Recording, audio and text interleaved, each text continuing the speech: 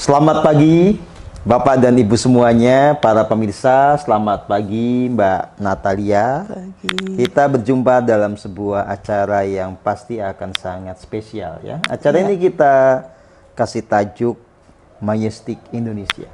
Iya, keren. Kita akan diskusi, membahas berbagai hal yang istimewa dari negeri kita, dari bangsa kita, ya. Dan ya pokoknya saya ditemani oleh Mbak Natalia ini untuk menyingkap banyak hal, dan kita obrolannya akan sangat santai, Iya. tapi pasti nanti akan memberi banyak insight, ya, banyak inspirasi buat teman-teman semua yang masih mencintai Indonesia. Ya, saya ingin bertanya pada Mbak Lia, ya. Panggilannya kan Mbak Lia, ya. Iya. Apakah Mbak Lia masih mencintai Indonesia? Ini pertanyaan konyol Ini sih, Mbak. ini kalau soal mencintai Indonesia tetap. Jadi justru karena cinta Indonesia itu kadang-kadang ngerasa kok saya bodoh. Oh. Kok saya bodoh ya, karena banyak orang kemudian berpikir ngapain di situ kan susah. Nah, tapi ya nggak tahu kenapa cinta banget, sayang banget sama Gitu ya. Indonesia. Jadi sayang gitu kalau misalnya Indonesia tuh nggak ada lagi gitu lah, pikiran saya kalau nggak ada lagi. Jadi upaya yang dilakukan memang bagaimana Indonesia ini tetap ada.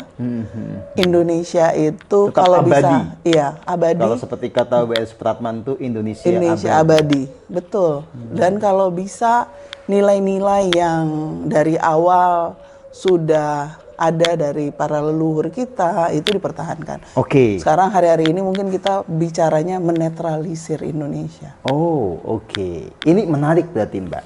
Jadi di satu sisi kita mestinya menghayati nilai-nilai luhur dari bangsa kita. Betul. Bangsa Indonesia atau bangsa Nusantara. Saat yang sama kita harus peka berarti terhadap hal-hal yang mengganggu dari luar. Betul. Makanya ada istilah menetralisir. Menetralisir. Saya ingin mendalami dulu, Mbak. Nilai apa sih yang memang dianggap luhur dari Indonesia itu, Mbak? Sehingga itu harus terus-menerus dihidupkan. Sebenarnya bangsa kita itu kan yang tidak disadari adalah peradaban itu dimulai juga dari kita. Hari ini kita diajarkan untuk mengikuti orang lain. Oh, oke. Tidak menjadi diri sendiri. Tidak menjadi diri sendiri. Padahal kita duluan itu. Kita lebih dulu. Harus diingat bahwa peradaban manusia itu dimulai di Asia dan Afrika. Ya. Lalu kemudian menyebar ke tempat lain. Ya, teori yang paling umum adalah teori out of Africa. Betul. Jadi memang sebelum Meskipun itu ada Pak Bizon ya berbicara out of Indonesia. Out of itu benar Indonesia. salah ya. Kalau dari berbagai ini ya, saya kemarin juga sempat berkesempatan ke Kazakhstan misalnya. 5.000 tahun yang lalu itu sudah peradabannya orang punya rumah. Oh, itu di Kazakhstan. Kazakhstan, jadi itu di Asia Tengah. Orang selama ini berpikir bahwa orang Kazakhstan itu dia nomaden misalnya. Ternyata bukti prasejarah yang ditemukan 5.000 tahun yang lalu, mereka tuh membangun rumah, punya sistem, mereka punya kepercayaan, mereka kemudian menginisiasi peternakan kuda. Mereka jadi kuda diternak, kuda untuk konsumsi maupun untuk alat transportasi. Jadi sudah luar biasa kan sebenarnya pada waktu itu. Bangsa Asia dalam hal ini dicontohkan oleh Kazakhstan sebetulnya punya peradaban yang tua. Sudah luar, apalagi di kita. Oke, misalnya gini, Mbak. Jenengan pasti pernah ke Candi Sukuh kan?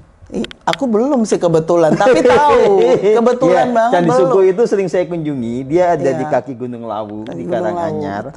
Kalau kita lihat bentuknya itu tidak sama dengan candi-candi lain yang ada di Indonesia. Dia lebih mirip dengan candi-candi di peradaban Indian Amerika. Ya, misalnya candi di suku Inka atau suku Maya gitu ya. Yang kalau di sana itu dinyatakan itu sudah ribuan tahun. Tapi di kita disebutnya ini baru muncul abad 15. Tapi kalau saya melihat jejak energi di sana, ini candi yang sangat tua. Nggak mungkin kalau dia baru berusia 700 tahun misalnya, nggak mungkin. Ya.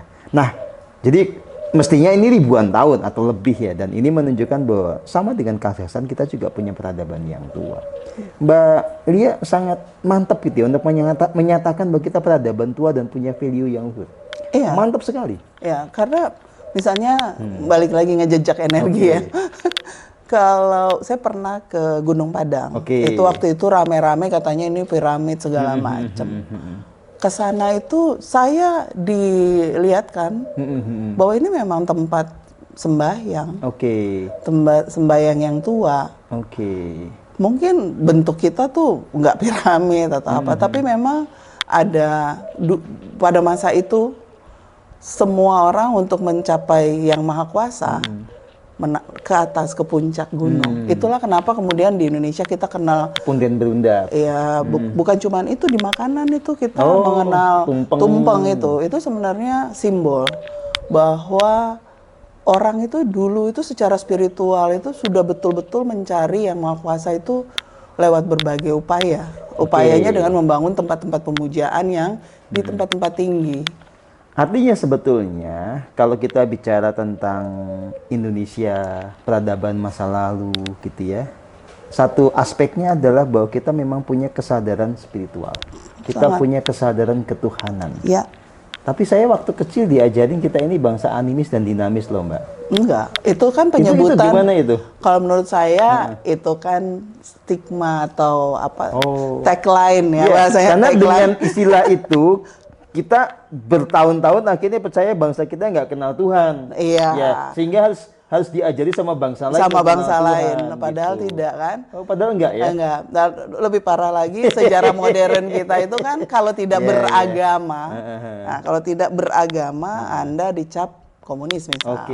Nah, dicap komunis ini orang kemudian harus beragama, agama yang mana kan gitu? Agama yang kuat dipaksa oleh negara karena menjadi agama resmi adalah agama-agama impor, bukan agama-agama yang memang sudah hidup di bangsa kita. Makanya saya punya istilah begini, Mbak. Ada spirituality, ada organized religion, ada authorized organized religion. Jadi yang sekarang terjadi itu di Indonesia, sebetulnya agama itu banyak, ya. Lembaga agama juga banyak, tapi yang diotorisasi sama pemerintah itu cuma berapa biji kan? Yang itu dilalahnya kayak impor semua kira-kira gitu ya. Nggak ada yang made in Indonesia gitu ya. Udah gitu lucunya lagi, bahkan di tempat asalnya itu bukan agama. Gitu. Jadi memang lucu. Lucu dipaksa harus wajib ada diisi di kolom identitas kita. Itu kan sesuatu yang sangat menyedihkan ya, sebagai bangsa yang rasanya kita kok nggak punya value, padahal value kita tuh jauh sebelum ada bahkan agama impor tadi. Misalnya kita punya semboyan Bhinneka Tunggal Ika Tanhana Dharma Manirua. Itu menunjukkan bahwa kita punya value yang luhur, punya kesadaran penghormatan akan keragaman.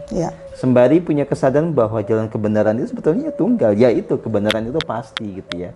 Tetapi kita kemudian punya kerendahan hati untuk menghargai setiap proses manusia dalam mencapai kebenaran itu.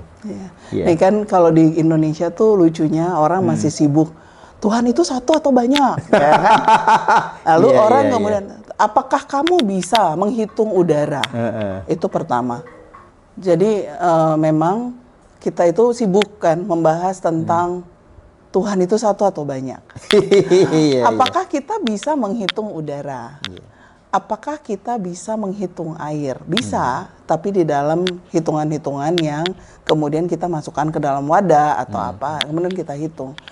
Misalnya udara dimasukkan ke dalam balon. Nah, kalau kita percaya yang maha kuasa itu adalah sesuatu yang tidak bisa diukur karena maha, dan dia tidak terlihat, berarti kan dia sama dengan udara yang tidak bisa dihitung berapa banyaknya. Lalu udara kenapa bisa menjadi sebuah analogi yang paling pas untuk keberadaan udara. Jadi gimana kita harus sibuk Tuhan yang mana yang benar? Sebetulnya saling rebutan Tuhan, para founding fathers kita sudah memilih diksi yang tepat. Betul. Kan di Pancasila disebutnya ketuhanan yang Maha Esa.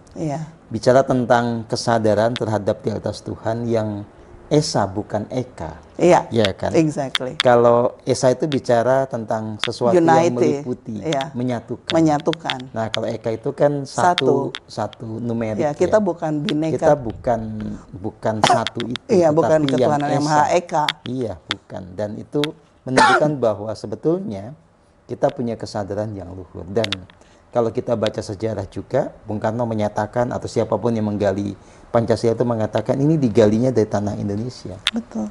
Gitu. Ini adalah sebuah ancient wisdom kan. Iya. Gitu. Jadi ya kita mau menegaskan bahwa sejak zaman dulu kita sudah punya kesadaran ketuhanan yang realistik. Iya. Gitu. Jadi kalau ada orang bicara hubungan vertikal dan horizontal, kita itu sudah horizontalnya kita tuh apa sih? Gotong royong.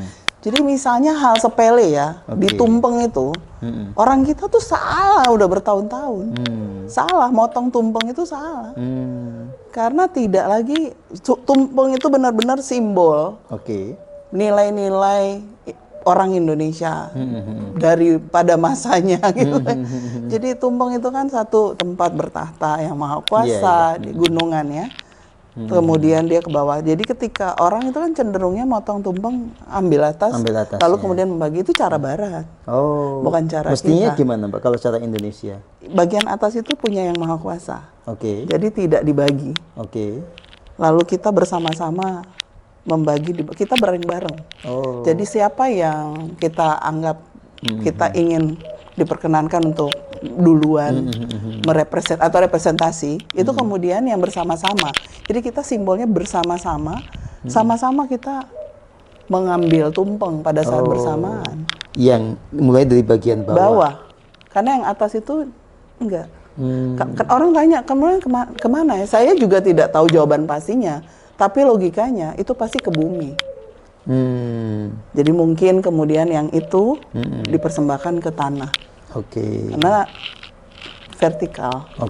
Itu sampai yang saya pelajari itu, kita salah kaprahnya jauh banget. Dan itu sudah bertahun-tahun turun temurun, diplesetin budaya dan nilai-nilai kita itu diplesetin jauh banget. Semua orang dengan happy.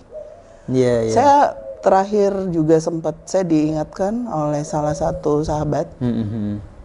Sekarang itu teman-teman suku Tionghoa itu juga mulai mengingatkan kembali. Misalnya ulang tahun itu kita biasa orang cenderungnya sekarang kan tiup lilin. Di dalam tradisi orang Asia, api lilin itu lambang kehidupan. Ketika kamu meniup berarti kamu mematikan sumber kehidupan. Nah, kok kita masih mau melakukan itu? Itu kan bukan value-nya kita. Ya, mestinya justru apinya dinyalakan. Kalau mau jadi, jangan yang nyala dimatiin. Tapi ulang tahun itu kita malah nyalain apinya kita. Nah, itu sebenarnya yang banyak bergeser. Entah itu memang, secara sengaja. Ini kan secara kalau kita bicara spiritual. Nggak sengaja, tapi memang orang banyak melakukan hal yang tanda kutip berbelok ya. Berbelok. Gitu ya. Jadi sebenarnya by design ataupun tidak, kita sebenarnya diarahkan pada sisi yang mematikan kita. Mematikan kemanusiaan kita, value-value kita, tanpa kita sadari. Wah, ini habis ini kita harus mengubah nih cara mengelola tumpeng sama soal tiup lilin ini. Kita nggak jadi tiup lilin lagi ya. Tolong dicatat, besok kita akan menyalakan lilin. Kalau perlu agak besar menyalakan obor. Kalau obor api kehidupan kita besar ya. Bahwa memang kan orang percaya bahwa lilin itu kan menerangi sekecil apapun. Artinya, malah dimatiin. Malah kita matikan. It's something weird. Nah, sama dengan tumpeng tadi. Untung kita waktu itu nggak punya sugesti terhadap proses itu ya, sehingga nggak ngefek gitu nggak ngefek. Karena kita tidak sugesti. Sekarang kalau udah tahu lalu melakukan, itu berarti sudah sadar kan, Anda melakukan, Anda mematikan lilin Anda, gitu kan? Wah, itu tambah berat itu kalau gitu.